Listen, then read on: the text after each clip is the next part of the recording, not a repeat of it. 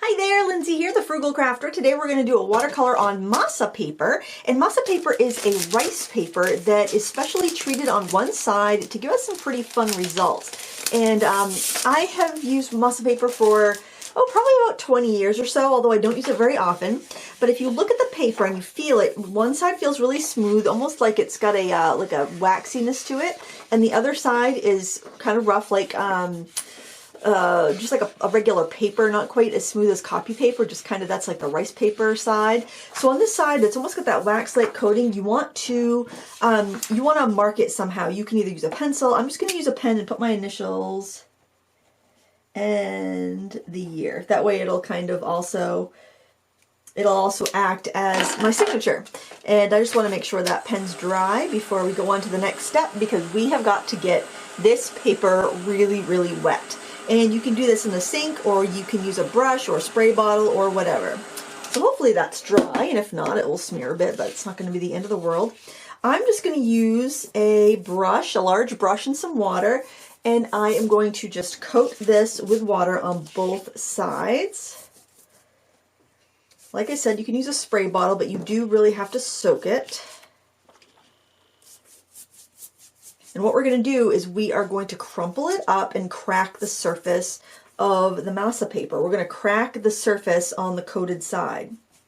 And that's what's going to give us a really pretty look. So just kind of crumple it up. The more you crumple it, the more little lines you're going to have in it. Okay. Now, if you're doing this like in the tub or the sink, you might want to actually wring it out a bit, get some of that excess water out of there.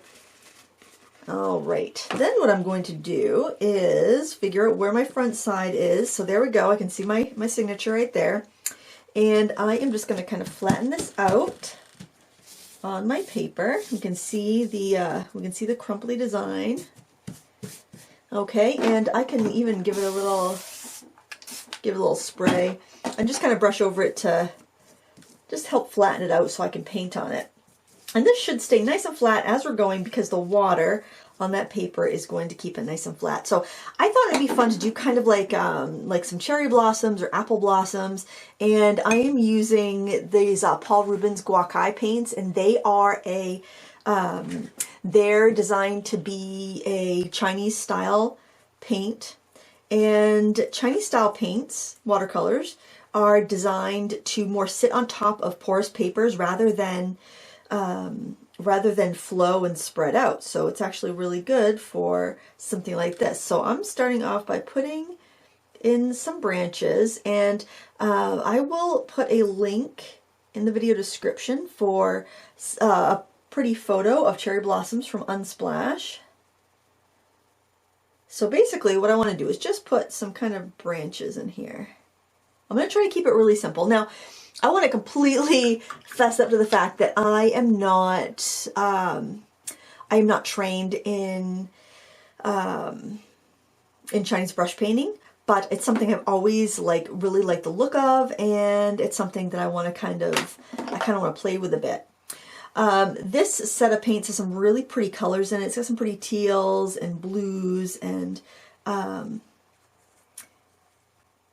I think they're going to work out really well for this. I want to do a little bit of a blue kind of around the edges, just this really soft blue. So I have a little bit of that kind of like aqua blue and kind of like tealy and sky type blue. I just want to get a little bit of color in there because I don't want to have to necessarily go around like paint it in afterwards. So I just want to get a really light toning in the corners to help frame our image. And I can also kind of fade it in a bit. I'll be careful about the brown.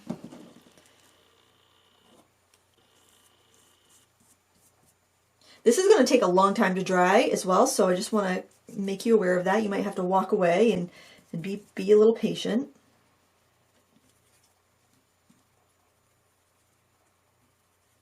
And I could probably use a little bit more mixing space, but I'm just going to try to make do with this palette here, because I wasn't sure if I was going to like this paint, so I didn't want to use up a bunch of half pans. And I really don't think half pans are the best idea if you're going to use some sort of Chinese painting technique because you do need bigger space for larger brushes. So now I'm going to use this nice big round brush, and I think this will work. I think this size will work. It's it's actually one of the prototypes for my brushes. And what I think I want to do is actually mix up like a paint with a little bit more body. So I've got this white here on my palette. So I'm just going to get that kind of going. I'm going to add some red into it.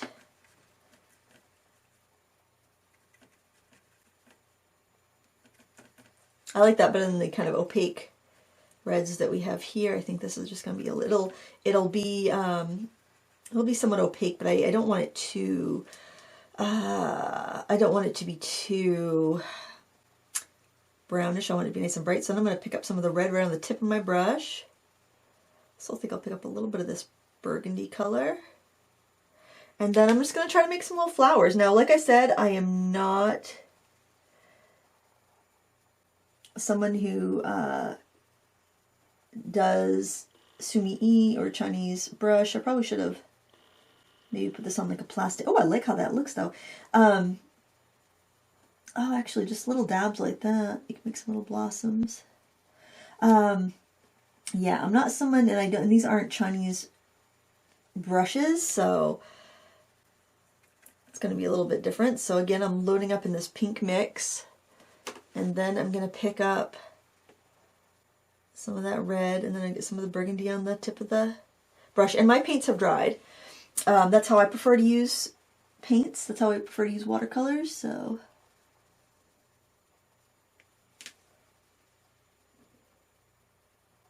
and the damp paper is helping the paint come off of the brush. Do a little side angle there on those petals. Oh, I think that's kind of pretty.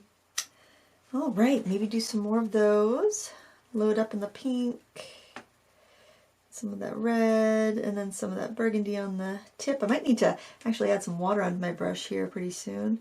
I'm going to do some...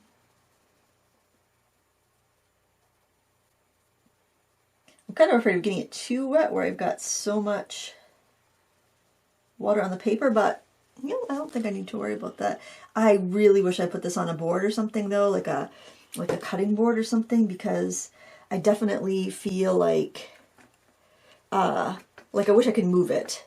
And yeah, this is on a mat, but this mat is huge, so it wouldn't be very good for me to just try to move that around. Okay. Another thing I could try is doing, like, maybe just put, I don't think I like this as much.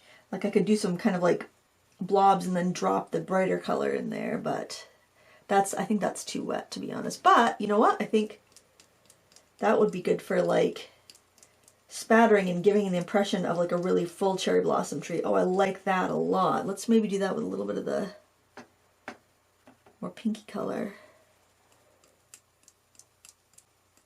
Hopefully I haven't hit my camera with that.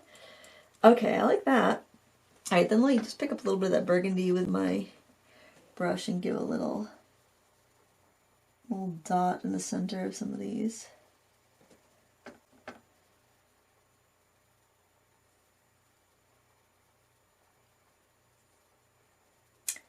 Yeah, I like my first method. I think my first method is where it's at. So that was when we loaded up with the really, really light pink and red. That feels too wet. I wonder if that's too wet. And then the burgundy on the tip. And we'll do, I wonder if I could just kind of like, oh no, that's not enough definition. That's alright, I'll just kind of like, there's no erasing. If I don't like it, I've got to like work it in because there's really no erasing here. I don't really like that shape, but let me blot my brush off. I think I just have too much water in there. Well, I guess I was better off with my first amount of water. I'm probably giving somebody panic attacks looking at my palette, but I didn't put that much paint out on my palette. And I can, it's just, any soiling is just on the top layer of the dry paint, so don't worry, it's fine. I think my best method was just kind of press and roll it.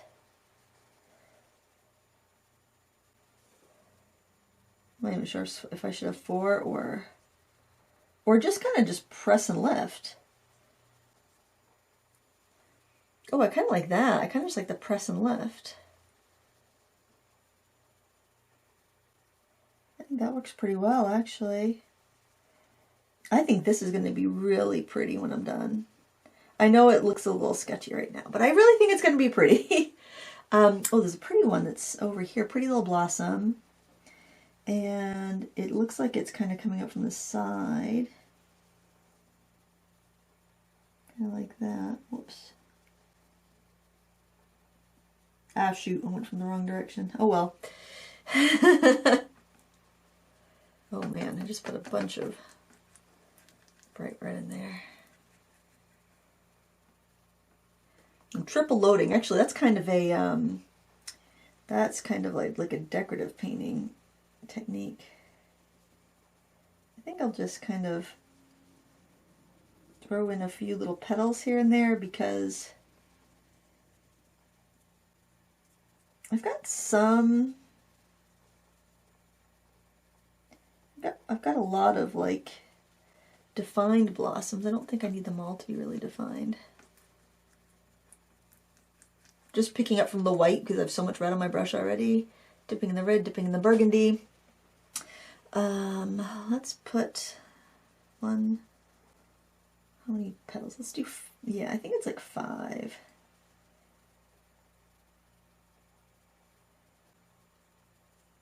Three, 4, 5.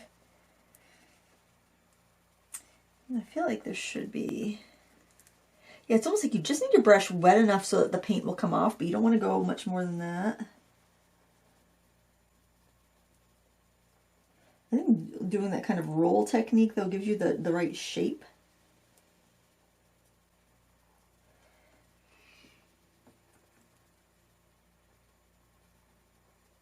It's like on one hand, yeah, I probably should practice this a little bit more before I just go in and start experimenting. But on the other hand, then sometimes you overdo and you lose the spontaneity in a piece. I'm picking up the darker colors, the red and the burgundy, and I'm just kind of dabbing it on some of the masses that look like they should be actual flowers. All right, I'm gonna leave that like that for now, and I'm gonna start adding some little leaves. And the leaves I'm gonna do with my dagger brush, but you could do a round brush as well. I'm gonna pick up this kind of golden yellow color. I'm gonna pick up some of this this kind of phthalo green. And I am just going to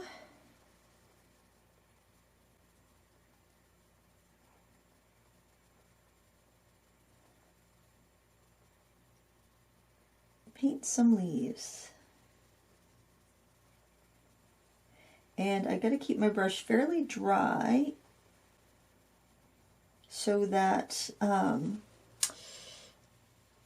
it won't feather out too much, because I want those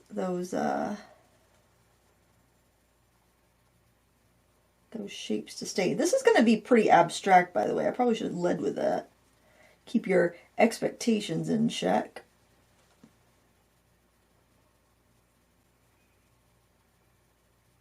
I think I'm going to do some with a round brush. Let's see how it compares to do this with a round versus doing that with a dagger.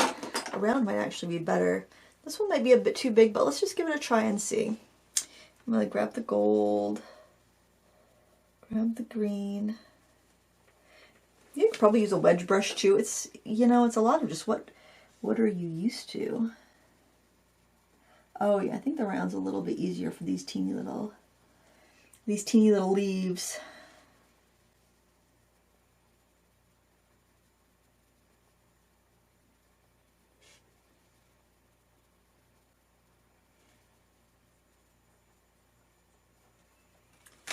And you know, even a shorter haired round brush might even be a little bit easier because it wouldn't want to carry, it wouldn't want to grab. Oh, here's a wedge brush. Let's try that. Because it's not going to want to, a wedge brush has a triangular ferrule, so it's like this metal part here is squished into a triangle. And I think I'll try actually some of that brighter yellow. There's no cool yellows in the set. There's like a kind of a neutral yellow and a warm yellow. And I haven't used my wedge brush in a while, so... Oh yeah, I'm really out of practice with a wedge brush.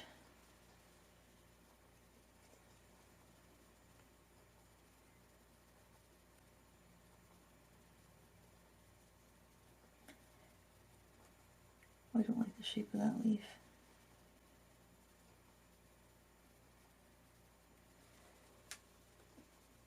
The smaller leaves will be darker, and then we can do some larger ones that are a little bit lighter.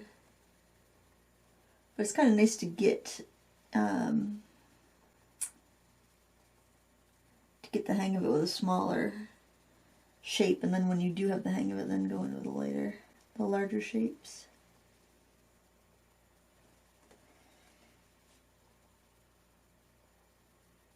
Actually, you know what? Let's do some little tiny branches with the wedge brush. I'm going to do a little bit of that burnt sienna with the burnt umber. Now all the names on this set of paints are in Chinese, so I can't read anything anything on the labels, and I really just kind of I don't know, I like to kind of use a product and figure out for myself whether, like, what I think of it before I start researching it too much anyway. And maybe make that branch a little bit thicker. Maybe add some other branches off of it. I love the crinkles in the paper. I think it really adds to this whole aesthetic of this tree, because trees have the those branches intertwined, and it just kind of has kind of that look. I like it. You know, we could try a flat brush as well, or a flat or a wedge. I think I'll take a flat brush because I bet more people probably have a flat brush. And grab some of the brighter yellow, some of the green, some of this other. I just feel like the bigger leaves should be lighter. You know what? I'm going to grab a little bit more of that brighter yellow.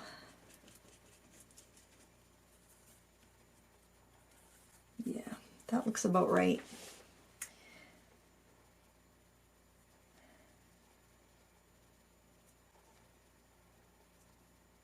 I think, I don't know, maybe that's too bright.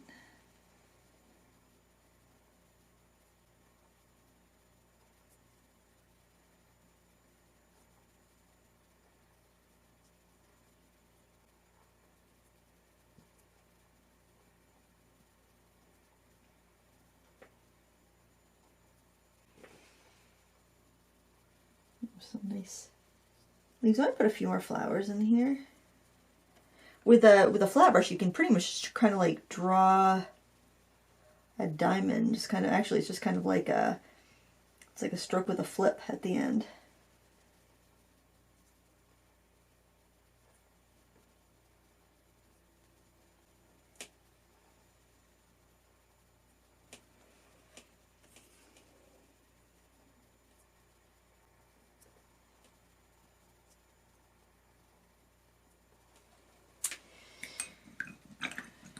I wonder, maybe just a little bit more blue around the edges.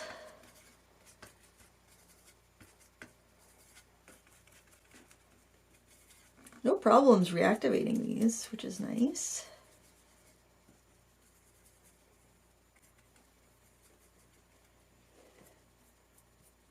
I'm just going to go and put the paint in and then kind of spread it out, I think. I don't want too much. I don't want to mess up the I don't want to mess up the spatters that I have. Maybe I'll spatter some blue in there. That might be a nice way to get some blue in the center with a big brush. Where did that juicy brush go? Was that the one? No, this is the one I was using.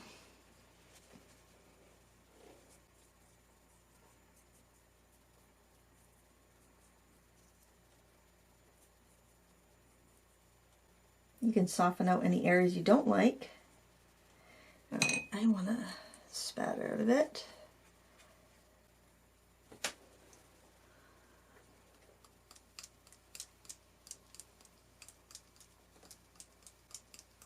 Oh, we've got gold in this kit. I think gold spatters would be good, but I might want to let that dry before we do that.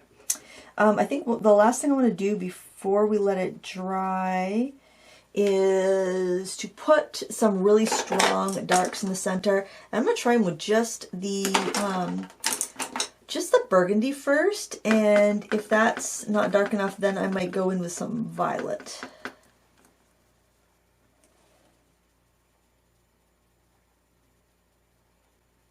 I think we might need the violet.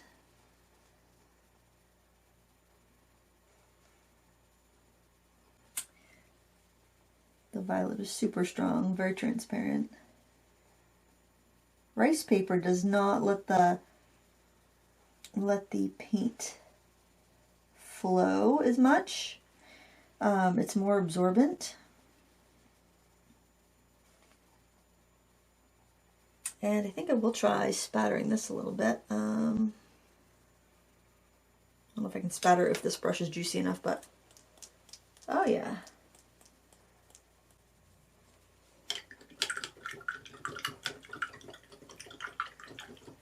I wonder if I should do some white highlighting while it's still wet. Let me clean off that paint. Actually, this is probably what I get on my brush will be perfect for some little white highlights.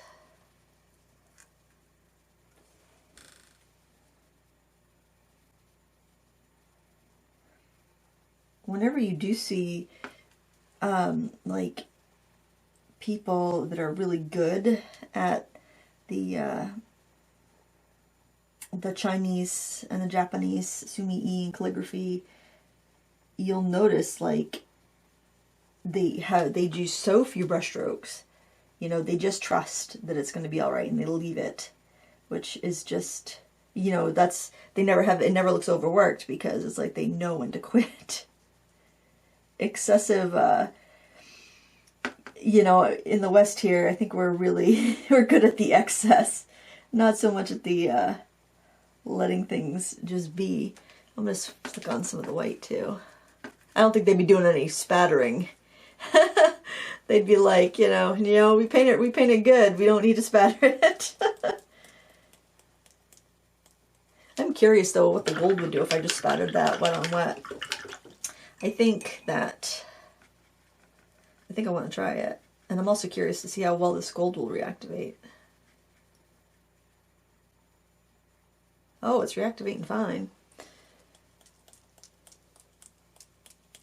Oh, I like it. I don't know if it really adds anything to it, but I like it. All right, I'm gonna let this dry and then see what we have when it's all dry. I kind of like the way it looks right now though, I mean, to be honest. Okay, I let this dry, and then what I did was actually I ironed it because it was pretty wrinkly. Now I want to show you just another sample I did on this type of paper with these watercolors, and you can see if you don't iron it how wrinkly it is. And this was more with more of the darker colors, but I was just kind of playing with it because I hadn't used this paper in a few years. So I thought it'd be fun to play. You definitely could use this paper even just to create like abstract backgrounds for card making or art journal pages or collage, because it's a nice thin paper. If you didn't iron it and you want to Mod Podge it to something, that would work pretty well because of the cracks in the paper where we crumple it up. I think if you let it dry and then you Mod Podged it onto something or used matte medium, it's so thin it would grab your surface really well. You wouldn't need to iron it, and I don't think the colors would really bleed that much, especially in the nooks and crannies where you've broken the sizing. So anyway, I really like the way this looks. I'm thinking that I just want to put a little detail in the center of some of these flowers, so I'm just going to use my liner brush. I did spray my paint with some water. And I'm going to use some of this violet color, and I think I'm going to add some of this burgundy into it. And if I do need it darker, I can dip into that black. I really don't think I will. I think this is going to be pretty dark, especially using it really concentrated on the dry paper. So what I'm going to do is just do like a few little lines and dots on some of these. I'm not gonna overdo it. I'm just gonna do, you know, just some lines and dots. And you could even just do lines in some of them. And basically just the ones where you're seeing the flower like facing you, not when there's just kind of random random petals or dabs or splats, just where kind of we took our time and we did like paint actually like 5 petals.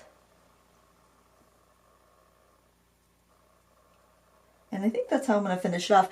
You could definitely go in with some gold. You could go in with a pen. You could do whatever you want, really. I mean, whatever you think your painting needs. I don't want to overdo it because I think it's kind of just pretty as a design. Would this be pretty like printed on a scarf or on napkins or something like that? I just want to keep it just simple. I think that overdoing it on a style like this would look bad. All right, and I'm going to leave it like that. I hope you enjoyed this tutorial. I know it's something different, but sometimes that's what we need, something different to kind of shake the dust off our brushes, shake the rust off our brushes, and get painting. And I hope this inspired you. So the paper again is called masa paper. I will link to it in the video description. You can buy it in many different ways. In the past, I've only purchased it in like large sheets that were like 20 by 30 inches. But this pack actually came in an old Smart Art box. So if you were a previous subscriber to Smart Art, they put this in one of their boxes once. And I think it was weird. It was like in a box with alcohol markers. So, you know, see if you have it first before you order some. But then I've ordered some, I think I've got it before from Jerry's Artorama and Cheap Joe's, and I'm sure Blick has it. So I'll see what I can find and link it down below. And if I can find a small pack like this, I'm going to link that as well, because honestly, having them cut down like this is more convenient than having a large sheet. In my opinion, anyway. I mean, it may be more convenient for you to have a sheet or a roll of it or whatnot, but it's called M-A-S-A, masa paper. And I hope you enjoyed this. Thank you so much for watching. Please give me a thumbs up if you enjoy these types of tutorials. And until next time, happy crafting.